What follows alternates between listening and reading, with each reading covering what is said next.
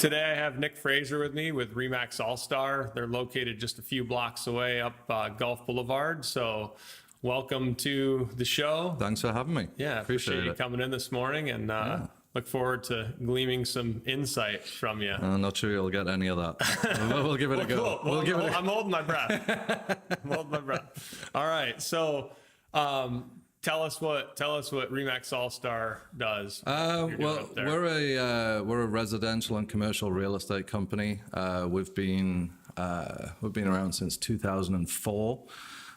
We opened on Gulf Boulevard in Madeira Beach, and we've got around about 25 agents, all top producing agents. So we try to be more quality than quantity. Cool. Cool. Yeah. So what made you choose Madeira Beach? It was the only space available. All right. I kind of have the same story. I mean, it's hard to find spots on the beach. So yeah, I've been vacationing here since I was like 3 or 4 year old. So this has always been a second home for me. And then, I moved over here in 2002. May come as a shock that I'm not born and raised here, but it's not a Florida accent. No, it's not. No, I try to put one on. Whenever I talk to Siri, I have to put on an American accent because she can't understand me. So I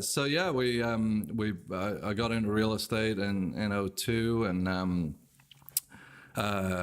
we bought the ReMax franchise. When I say we, it's my dad and I, Keith, and we bought the franchise in 2004. And back then there wasn't really any options on the beach. Right. So the Madeira, we wanted to be on Gulf Boulevard. We love the beach life. We love the beach real estate area, and just it really kind of gels with our culture and our style. So we didn't want a big office building in a high rise or something like that, and so we wanted to be accessible to the general public as they drive by, as they walk by. And basically the only location that was available was in Madeira Beach, and it's worked out perfect because it's equidistant between Clearwater Beach and St. Pete Beach, and then you just 20 minutes across to downtown St. Pete. So right, yeah, it's a great location. Love it. Love cool. it. So where do you live? I live just off Gulf Boulevard in Seminole. Okay. So I'm literally a half mile walk to the beach. It's ideal for me because I enjoy boating, and it's a 1 mile door to door for the boat ramp. So it's perfect. Cool. And it's nice and quiet, and right. Yeah, good for the kids as well. So you said 2004. So that was like pre. It was kind of crazy, but pre total craziness, and then and then a crash, and then now back up to kind of crazy. Right? Yeah, well, it's funny because I remember it was around about November or December of 2005, because we bought the franchise in 2004, was doing the build out. We opened the doors in January of 2005. It was crazy. We had so many realtors wanting to join us. We were doing so much business. And I actually remember I was pumping gas at the gas station that used to be next door to here, and thinking, what just happened? Because it was almost like someone just flipped the switch in around about October of 2005, and that was it. It was just just so quiet. Right. And then it was around, so went through 06, 07, and then mid 08 was when it started to really pick back up again. But we had to really change our whole business model and focus more on short sales and investors and helping people in the foreclosure, things like that. So we really changed our business model. And then in around about mid 08, things started to tick back up again. We were trending ahead of the curve. And now we're seeing, I'm seeing more of a normalized market. People just think it's crazy because of the number of bids people are getting on a listing and how low inventory is. But in terms of pricing, it's still kind of where it should be, really. Yeah, I kind of feel the same way. Yeah. And I mean, some of the the challenge that we have right now is the land. I mean, the land has appreciated, but it's not crazy. It's still a better buy than it was then. I think it's somewhat fairly priced. But people now, they forget that the cost of building something keeps on going up. I mean, we have to pay people more money, as inflation goes up, materials cost more. So that's kind of the challenge. But 2 years ago, it might have been 20% less, but which is good for resale, because you can't build them for what you can buy them for. So exactly. It's interesting right now for sure. I mean, one of the things that we get is obviously, real estate is always in mainstream media, and you'll go on a listing appointment and the seller says, well, I've heard real estate's appreciating, so I want to be in line with that appreciated value and percentage and list it at 35% more than it's actually worth. Right. So we are getting that and kind of walking away from those deals because that's unrealistic expectations. Right. But when you look around, this area is, bang for the buck is still really good. I mean, for the products that you build, right. I mean, I'm a big fan of what you do. And if even 30 miles south in Sarasota, it'd be another 500K on the price point or something like that. Whereas here, I think it's just such a good value for money. There's great, amazing things to do around here. The beach life, the boating life, fishing, whatever you want to do. And I just think elsewhere in the state and in the country is even, real estate is so much more expensive than it is here. Right. And we live in paradise. Yeah. That's what I kind of always like when people are talking to me. No matter what, people are always moving to Florida. Yeah. And it doesn't, it used to be the mantra of, oh, it's old people coming. But you see now it's with people that can work from home and things. They want the lifestyle. So, I mean, it gets a little hot in the summer. Yeah. But for 75% of the time, it's really nice. Yeah. And you have to have like half the amount of clothes to function. Yeah, exactly. And you don't have ice scrapers and all the other crazy stuff. You know what I mean? So you go on vacation skiing and then you have to buy everything. Exactly. So you go somewhere cold and you need jackets for some reason. Are you born and raised here? No, I'm from Michigan. So you should never complain about heat. No, and I do go vacation in cold weather. Right. Like we'll go skiing. Right. And I love the snow sports, but I've built in the cold and it's unbearable. Yeah. Or having to heat your car up before you go and do all that stuff. When you're there on vacation, it's exciting because you want it to be cold. Yeah. But the day to day, there's just miserable. Yeah, it's miserable. Yeah, I'd much rather, coming from where I come from, which is Newcastle in the north of England, we don't have the weather extremes like, in Michigan and whatnot, where you guys have, nice seasons. You have a nice summer and then you have, a cold winter and whatnot. We just had, 3 months winter and 9 months bad weather. Right. It was just kind of dreary all year round. Right. So, I get hot and sweaty during the summer, but I don't want to complain about it. Yeah. I don't know how I lived in that kind of like dreary, because Michigan has the seasons, but it's still, it's cloudy a lot.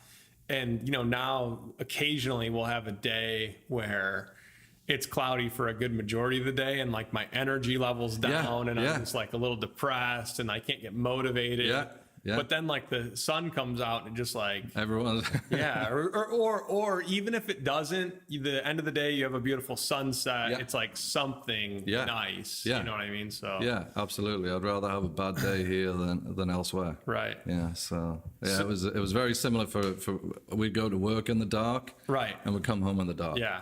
Because we had much shorter days in the winter and longer in the summer. It doesn't get dark till about 10:30 or 11 o'clock. Right. But I remember walking into work and there was someone with one of these lights on their desk. Right. Just to get some light. To get the UV or whatever you need for your skin, vitamin D. Yeah. No, I mean it's artificial sunshine. Exactly. Yeah. Right. So no, it's I wouldn't. I've traveled around a little bit, not a whole lot, but this area is always, I keep coming back to here. It's always fun.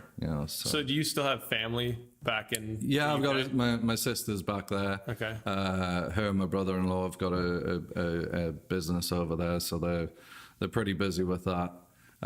So she comes over here. They come over here about once or twice a year. So I get to see them, and nice. I've only been back to the UK once since moving here. Right. Yeah. So it's just Yeah. Been there, done that. Yeah. Right. Yeah. Nothing's really changed. Right. I miss a few things, miss some friends, but right. Majority of them on vacation in Orlando at Disney or something like that. So I get to see them. So it's good. Cool. I got to meet up with them here and show them the Florida lifestyle. For sure. Yeah.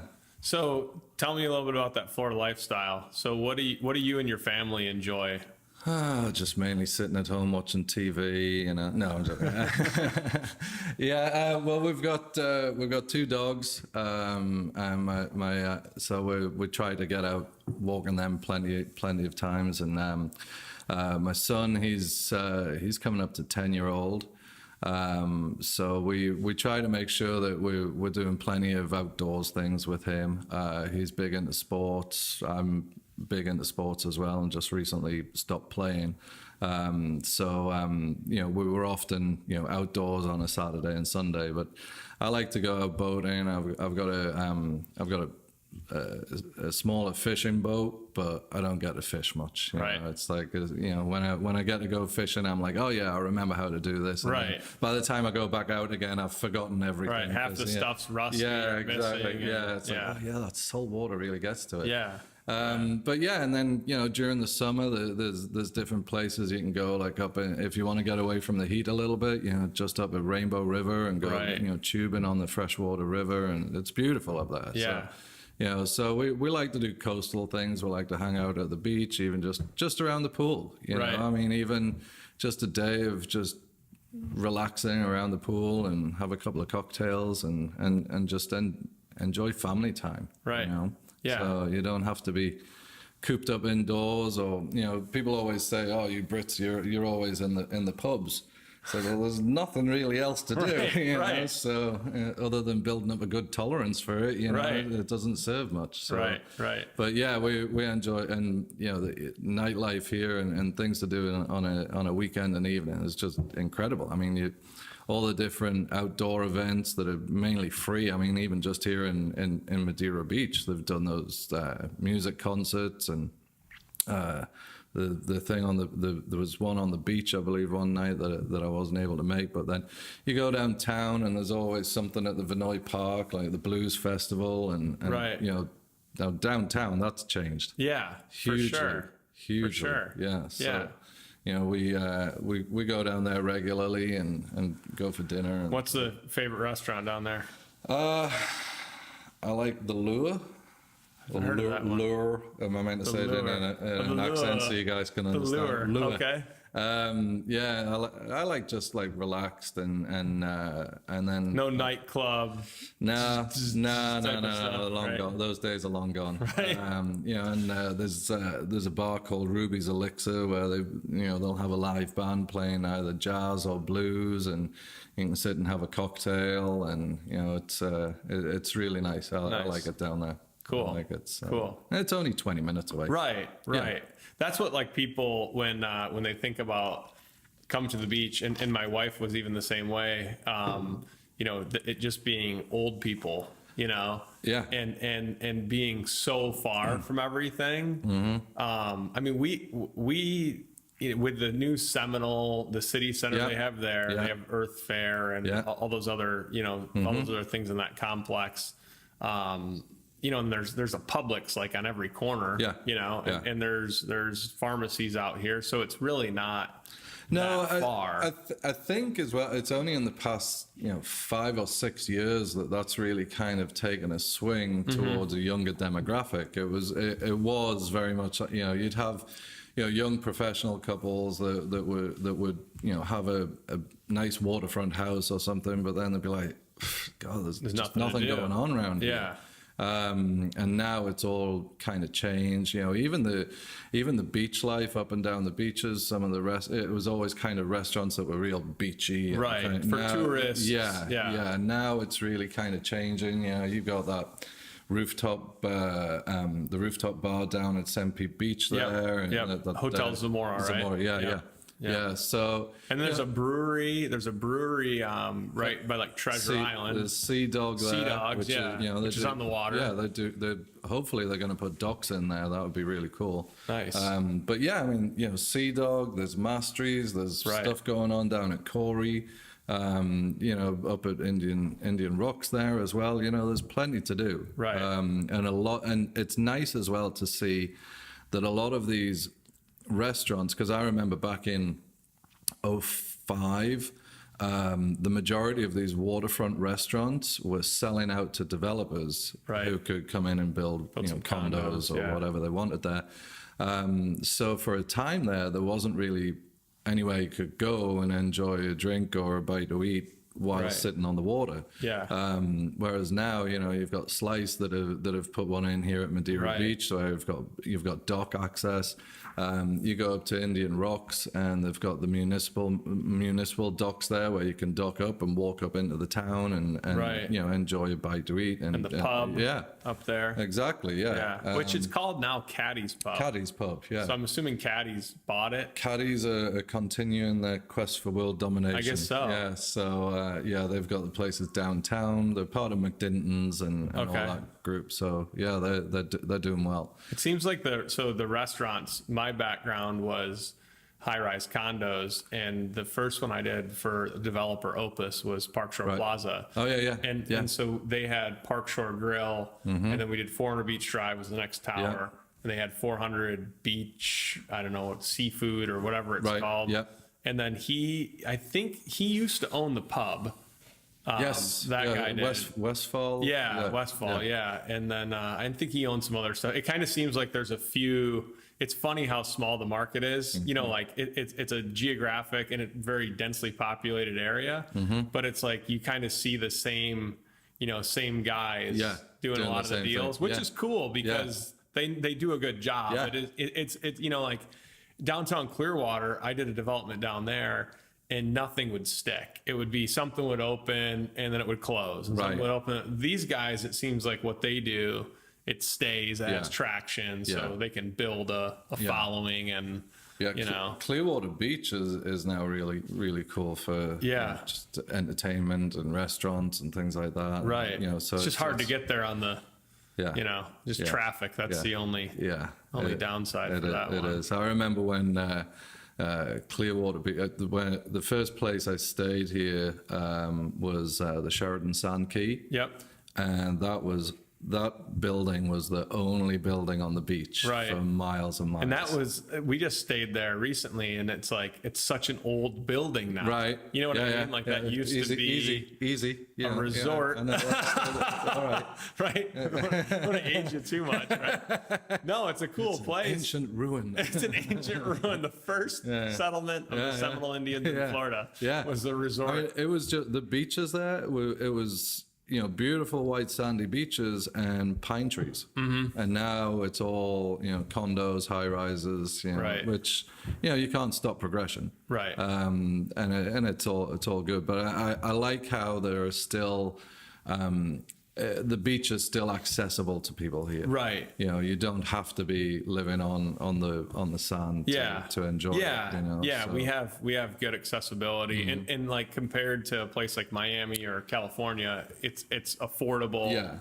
You know. And that's something, because I don't know if you saw in the news lately that there was some legislation that the general public wasn't allowed. The beaches were becoming private. Were they owned to the water or something? Line, yeah. So I started researching into that because a lot of my friends were like, Nick, what's going on? Right.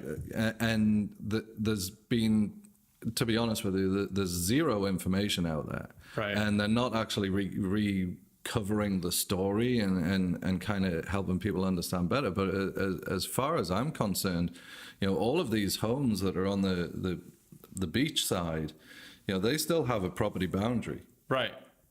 And their survey will show, so you've got the water's edge and then the property bound, the sand, and then their property boundary. So as far as I'm concerned, you can't just extend arbitrarily to the water. extend your own property boundary to the water's edge. I think it varies per municipality, because I've seen stuff in like Treasure Island, like surveys in Treasure Island where like, for instance, is it Caddies? Is that the one? That's on Sunset Beach. Now they own to that, the water. Yeah, they do own that. I mean, if you look at that property on the Pinellas County Property Appraiser's office, it does go to right. So they actually have a case with that. But a lot of these don't. Can you imagine any other home on Treasure Island Beach? Right. To extend to the water's edge, it's about a mile to the water. Oh yeah. So I'm with you. I mean, like. And that's the thing. I mean, we've done this, like we have a house going right now. It's almost done in Indian Rocks Beach. And it's funny, like people don't think about this, and I never really used to either, but there's actually a seawall there, which is like kind of the back edge of the property. So the seawall on a lot of these beach properties, that's like before the dunes, and that's where your property ends. And then you have a little, you can't paver it or whatever, but you have like your little walkway to the sand. I mean, that makes sense to me, owning all the way to the water, and then all the fights that are going to happen with people. And I mean, like, and how do you, I mean, what are they going to fence it? I mean, what are you going to do? Yeah. You can't like extend fencing. I mean, that's like, it's crazy. The beaches are owned by government entities. So, we're paying for it. Yeah. So, what happens then? Do all of the homeowners have to pitch in and pay for the people to clean the beaches? Well, and the beach reclamation. The beaches? Yeah, exactly. The renourishment. Yeah, exactly. I know they're doing the renourishment right now in Treasure Island. They have a big barge at John's Pass, and they're pumping that sand. But I don't know all the specifics, but I know that Reddington Shores isn't getting the nourishment because some people didn't sign. I don't know if it was an easement or something. Right. So they're missing out on the renourishment, which is, I mean, basically it's making the beach smaller. So, I mean, no matter who you are, that's not a good deal. You know what I mean? So, and that sometimes is the issue around here. I think that stems from the fact that there's so many small municipalities that are governing what happens in that municipality. So you don't, you drive up Gulf Boulevard between St. Pete Beach and Clearwater Beach, and I think it's like 18 municipalities you drive through. It's crazy. So there's 18 different governing bodies that so it just you lose that uniformity for the area. Well, like some friends of mine, they do. It's got to be a nightmare for you. It is. It's good for me because we understand it and most people don't. So it's a competitive advantage. Yeah. So it's good because then it's like, anytime things are harder, less people want to do them. But so these friends of mine so their business model is they do a couple homes a year. They fully build them out, stage them, the whole thing, do the pictures, and then they list them. Right. And then it's like, here you go, take it or leave it type of thing. Right. And they're patient, it takes them 6 to 8 months to sell. But they had two. And one's on Indian Shores, and then one's on Indian Rocks Beach, and there's a beach access between the two. So I know exactly which houses you're talking about. So one's Key West, the one's Narrows there. Yeah, right in the Narrows. So you look at the one on the Indian Rocks side, it's like 4 feet or 5 feet shorter than the Indian Shores because Indian Shores lets you build taller without sacrificing side setbacks. So Indian Rocks has a whole thing with every 2 feet you go above 35 feet, you got to come in 1 foot on either side plus 12% of the overall width. It's this whole you got to have a master's in calculus to do it.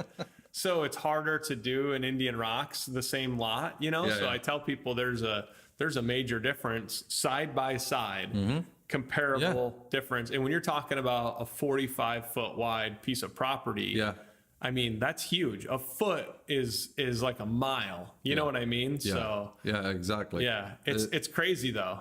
And then they're measuring how high you have to build it. I mean, in Indian Shores, it's like your first floor is like 14 feet off the floor, and in Indian Rocks, it's more like 12. Right. So it's all these different calculations. So Yeah, it's just keeps you guessing. And I think that for the beach re-nourishment, that's probably one of the issues. Mm-hmm. I can't speak for certain, but going back to the beach access side of things, I don't know. I get a feeling that it's mainly kind of based around the Naples area, and Rick Scott would seem to be wanting to protect his. When those beach houses are a little bit bigger, there's very little access for the general public. Right. So you're probably right. Yeah, you're probably right. But that makes sense. I would like more information on that, because I can't find any anyway. Well, I tried to get a mayor to come talk to me, but they thought that it would be too much of an endorsement or promotion. And I'm like, look, man, I'm promoting your city. But hey, I'm going to try. I'll try again. Yeah. Now I'm going to send them this video and be like, hey, look, Nick Fraser. I'm calling the mat to the carpet. On the mat, on record. We want to know what's going on. You know what I mean? So we should have a ring around us here, and like WWE or something. Yeah, we will lock the doors. I'll take the mat. Yeah, we'll lock the doors, and we're gonna like pin these people down. And no, because I know that the news was like, people can't have access to the beaches anymore, and people are going crazy. And you just look at the social media on it, and you're like, this is insane. This has caused a huge concern to the general public. But I think they're only given part of the information. Right. So and even the government probably doesn't know what's going on. Probably not. Probably not. It's kind of like, we have this law, we don't understand it. I read an article in the Beach Beacon, and they had the same type of thing. People came to a commission meeting and were upset because the commissioners hadn't let them know. And when did you guys find out? And they're like, we found out when you found out on the news. Like, there's not like like these municipalities, it's not like they have like the secret door to the workings of Tallahassee. I mean, it's like, who knows? They don't know much more than us. They can only deal with what they're given. Yeah. But yeah, it'd be good to have a bit more information on that. So, but yeah, I mean, here you've got Archibald Park there. You've got all the different beach accesses up and down Gulf Boulevard. So there's plenty of places where people can go and enjoy. So, I mean, that's the thing. We get so many people from Tampa and even Orlando that come over. And you don't want to make it like some secret club. Tell you what I think is cool, that they've started doing the water taxi. Yeah, Hubbard's doing that. Hubbard's is doing that, and because I remember, I don't know, 15 years ago, my wife and I went down to Fort Lauderdale, and the little B&B we were staying at, there was a water taxi would come up and pick you up and take you. Right. I mean, Fort Lauderdale's a little different to here, but a lot more expensive. Yeah. But no, I think it's pretty cool, and if we can get on board with that, pardon the pun, and really kind of promote that, I think it'd be very, very good for this area, so that people don't, they can maybe kind of go to different restaurants, and there's, I think, an aquarium going in down at John's Pass, something like that. Yeah, so may have changed. That's cool. I don't know. So I know Clearwater Beach. I was there. Our gas providers, Clearwater Gas, and he invited us to this the Sand Festival. We had, dinner on the beach or whatever. Yeah. And they're part of it. They sponsor the event, and we took an Uber to Clearwater Beach for that, because we knew with that event it'd be crazy for parking. And then him and another person that he invited, they did the parked in downtown Clearwater and took the water taxi over, and it's literally like right across the street from Pier 60. Yeah. So it is really cool. Yeah. It's good that there's more and more of these things becoming available. We're not the sleepy little beach town that we used to be, and I know a lot of people want it to stay the way it was, but it's not going to happen. Right. No, it's a desirable area. Exactly. We have a good hockey team right now. Yeah, we do. So that's exciting to watch. Yeah, so. We'll leave it at that. We'll not talk about baseball or football. No. Yeah. Well, I told you when we were talking, I'm like, we want to talk about things that are exciting and interesting. So like, we won't broach into things that are boring and baseball, irrelevant.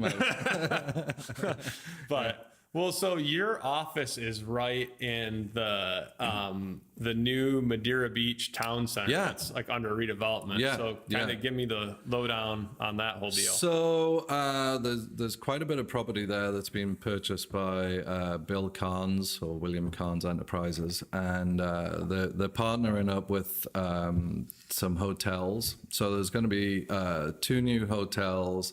There's going to be 10,000 square feet of retail and restaurant space.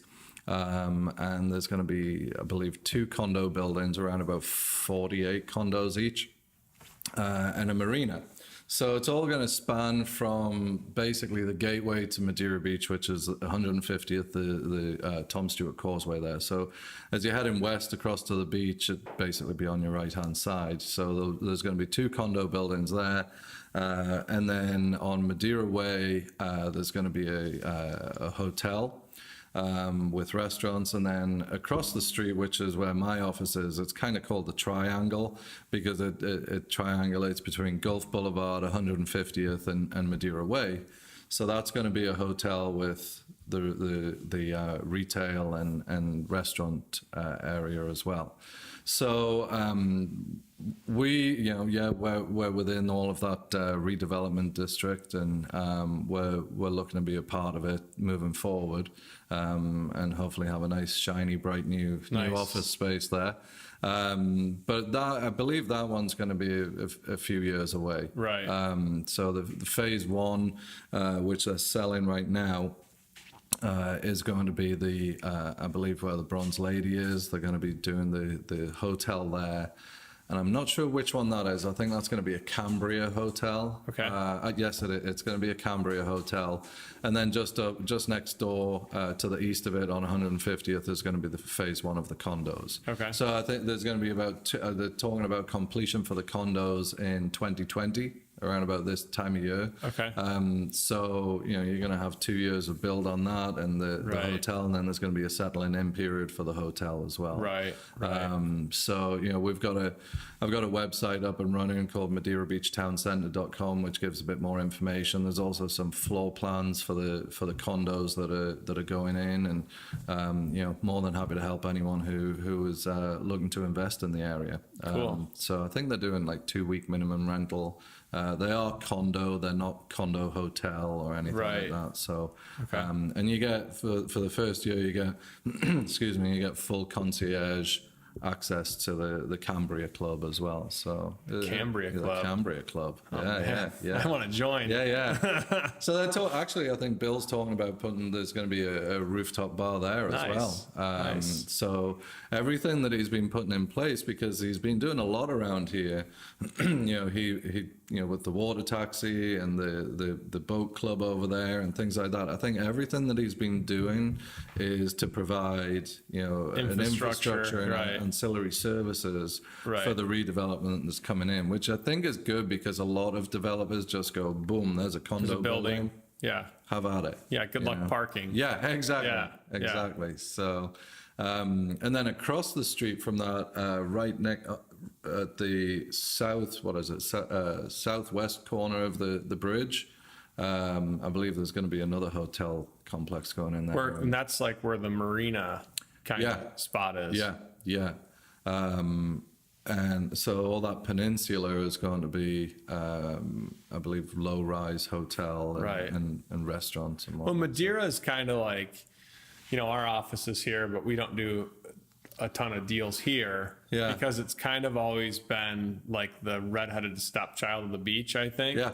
And I think that this will hopefully get, that'll increase the name and all that dramatically. I mean, a lot of the property around here really does need to be tore down. Yeah. I mean, my office is, I don't know how old, maybe 60-year-old. Right. The structure, it's time. Yeah.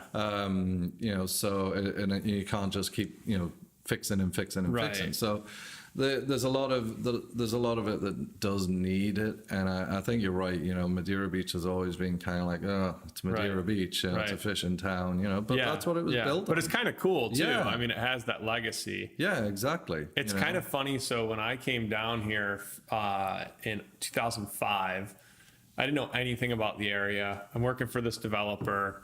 They're like, all right, you're going to do these 2 projects in downtown St. Pete. And I didn't know, like, I had no, like, I'm like, I got to figure this out myself. Right. Like where I'm going to rent a place first. My wife was still in Michigan. So I was like, well, you know, I was in this like extended stay place and I came down here. I had a wakeboard boat at the time. I thought I'd move to Florida and like live on a lake, and then come to find out they're filled with like alligators and snakes. So that's not like the right But you could be on mindset. Be on the intercoastal. Would be on the intercoastal. Sharks and yeah. So we ended up settling. I lived right behind here, and this little like butt end of a canal. Oh, okay. In like a 600 square foot. It was like a duplex, but it was like stacked. You know? Right. And so like we're there. Julie comes down, and it was the year. Was it the year of like Katrina? It was Katrina 05. I think it was that year. Yeah. We had like a lot of storms that year. 04, we had literally a hurricane every weekend. Right. It was, it might have been then. So it was like, so I remember some friends of ours invited us to go to like a property in Taylor County, which is like way north, like alligator country, right. You know, really rural. So like, okay. And it's like the storm's coming. So like we had these little like baskets. We like put our crappy couches and stuff like on these baskets, thinking that like that extra 6 inches might do something, you know? Yeah. It was funny though, because like that year we had the water really close to coming in the slider. I mean, the property's old and you know what I mean? Yeah. So it's kind of funny though, you know, like come back to where we started, you know, and, have an office like right across the street. It's kind of funny, like bringing back the memories. And I just remember like, I just go after work. I was working like crazy, but like sitting on the beach, reading a book, you know, like call Julie. It wasn't like FaceTime or anything, but like call her and like, hey, you know, hurry up and sell our house up there. Right. Like, I'm at the beach, reading a book. Yeah. You know, like, what are you doing? You know, I don't need to tell me that stuff. But it's changed a lot, but you know, I mean, just the snack shack across the street for years, that was just empty. Right. Just empty. Yeah. You know, and you know, some of the retail around here was really kind of poor, and had some good restaurants. But you know, it's good. It's all good, the progress and the change, you know, because it definitely needs it here. I mean, the beaches are beautiful, you know. There's some nice homes. There needs to be more. And then there's some nice condos, and it like, but you know, so for 10 years though, there was nothing being built. No. So that's the thing. What do you run into with clients? Are they, when they say they want something new, I mean, there's not a lot of inventory for new stuff, right? I call you. You call me, right? Make something new. Right. Make us something new. Right.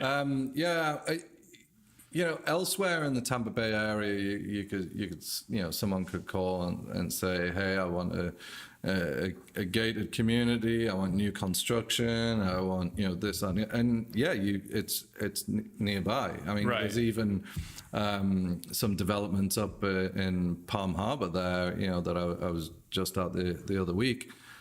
Smaller developments, you know, they're not the huge, you know, tracts of land like down at Lakewood Ranch or things like that, because there's just not the land to build on.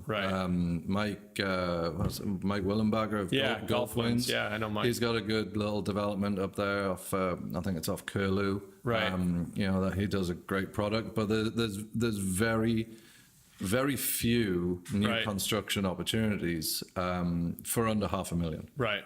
You know, so if someone is looking for new and they want to be on the beach or they want to be close to the beach, you know, then that's more of a conversation of kind of helping educate them on what we have to offer. Right. And if it works for them, great. If not, then at least I've done my job and provided them the information so they can make an informed decision. You know, there are a few little communities here and there, but there's not a lot to choose from. Where are you seeing people come from? Like specifically for people that are that are building or not building, but buying or interested in like the beach or the coastal stuff specifically? Where are they coming from? I don't think there's any one place, because this is a vacation destination, Right. So you have people from all over the world coming here. We have, obviously a lot of Canadians, a lot of people from Ohio and Right. the rest and whatnot, but a lot of Europeans as well. And we've just got a client under contract there who's moved back from the UK. She's spent 10 years over there and wants to be back and closer to her family. So we've got people from everywhere. The thing that like I've kind of seen is like, it's almost, it's weird because we'll get Canadians like from Toronto, a big portion from Toronto, like you said, Ohio, Indiana, Illinois, Michigan, upstate New York, some parts of the Northeast, excluding the big cities. Yeah. And then like the Europeans, it's like the UK and some Germans, but not like, I mean, I don't know any like French, you know what I mean? It's kind of funny. And then if you go down south to like Naples, you're getting more people from the bigger cities, and then obviously Miami's having, you know what I mean? Yeah. And I think a lot of that has to do with, kind of what the advertising is in those areas. Right. So some municipalities, Clearwater, St. Pete, may advertise predominantly in, the areas that we just talked about. Yeah. Whereas Miami could be, in Chicago. Yeah, I think Manhattan, they're hitting like the big cities where it's yeah. like, here we have these, it's more city, Yeah. like real city life. Yeah. Like downtown St. Pete's cool and it's a city. Yeah. But it's not a Miami. It's not a Miami or Fort Lauderdale Right. or anything. Right. Yeah. But which I like. I mean, I Yeah, prefer that, I mean, just like I wouldn't want to live in New York City or Chicago. Yeah. I love visiting those things, but it's like, it's too, I mean, with kids, I guess it's just, I don't know. It's too much. There's too much, you know what I mean? It's more, Yeah. I'm more, want to be more back. like relaxed, laid back. Absolutely. So, Absolutely. Yeah. cool. But I think, some areas have kind of pockets of certain demographics and people from certain areas of the world. You're not going to have, the Miami tourist board advertising in Iowa or something like that. It's just, it's not a fit. Who is advertising in Iowa? No, not me. Actually, I'm on the front page of Google in Iowa. Right. And it's really cheap Google click. Yeah, I pay per click. had a phone call. Someone said I can get you on the front page of Google. Right. I don't want to offend people from Iowa, but I don't know anybody from there. No, I don't either. So the other business you're a part of is Synergy Title? Yeah, Okay. Synergy Title Partners. Yeah, that's it's been a long time coming. Should have got into the title business a lot of years ago, but as the name says, it is a partnership. Because my focus is real estate and real estate brokerage, and I kind of feel that sometimes if you chase two rabbits, you catch neither. Right. So I've partnered with Mandy Hunter and Kevin Overstreet of Insured Title Agency in Tampa, and we're the sister company.